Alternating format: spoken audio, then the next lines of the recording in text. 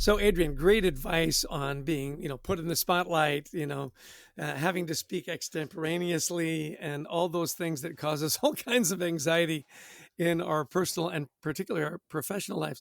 I'm interested in what some of your big takeaways were. Well, yeah, you and I, we speak in front of sometimes thousands of people, sometimes small groups of, all CEOs. We have, sometimes intimidating groups that we'll speak in front of, and it's easy to be, anxiety ridden. And I love what he's talking about is, look, this is not about being perfect. It's about connecting. And that really helped me years ago as I was doing these talks, is to realize I'm not there to wow them and to make them laugh and things. If that happens, that's wonderful. I'm here to teach them something that I know that they want to learn, and they're here because they want to learn. And it's just a different way of thinking about it, and it takes the anxiety away as we're just trying to communicate and connect. Yeah, I loved his idea about be interested, not interesting.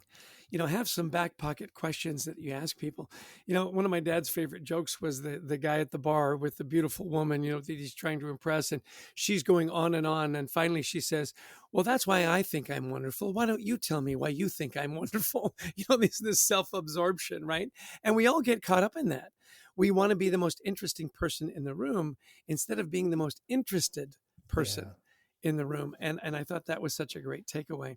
The way he broke down commercials, problem, solution, benefit, that should be kind of your little list in messaging, Yeah.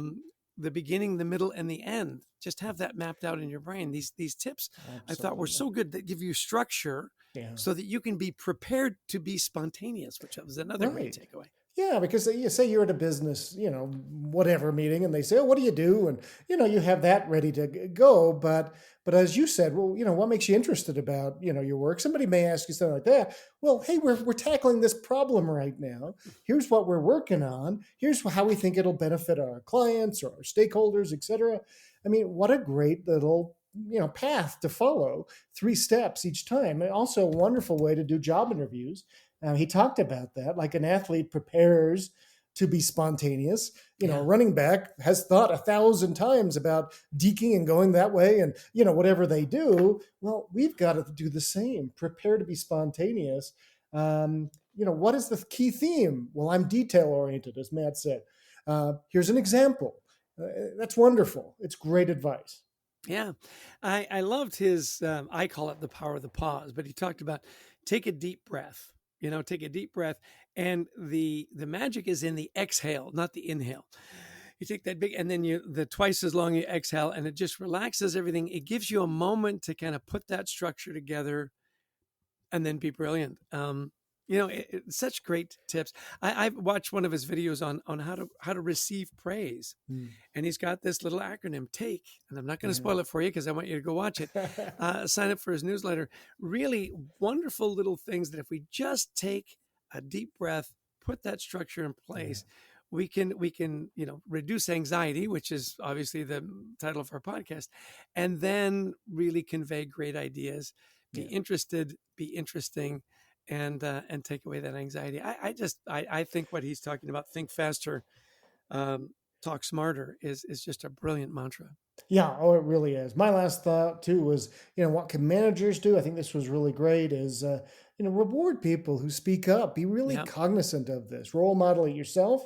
But our good friend Scott O'Neill said that when he's a new leader of an organization, he'll actually encourage people to challenge him. They'll stop in the hall. Hey, next meeting, do this, and tell them how to do this.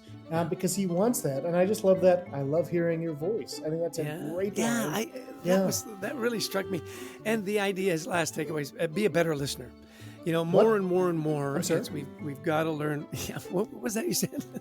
Is to be better listeners. And, I got to tell you, there's one guy that when he talks up, I always listen, and that's our producer, Brian Klein. Absolutely. Just words of wisdom. He takes our mess of a podcast that we record and he makes it sound really professional and really beautiful. And to Christy Lawrence, who helps us find amazing guests. And thank you to all of you who have listened in. If you like the podcast, please share it. We'd love to have you come visit our website as well, thecultureworks.com, for some free resources to help you and your team and your culture thrive. Well, we also love speaking to audiences around the world, virtually or in person, on the topics of culture, leadership, teamwork, resilience, wellness. Give us a call. We'd love to talk to you about your event. I'm about to jump on a plane to Madrid. Chester, I think you're going to Topeka? Or I don't think it's a Bend, Oregon. Yeah, it's not as big as Topeka. Bend aspires to be Topeka. That's right, we do. Hey, we love going to Bend and Topeka, wherever you want us to come. We'd love to talk to you about your event. So give us a call. And until next time, we wish you the best of mental health.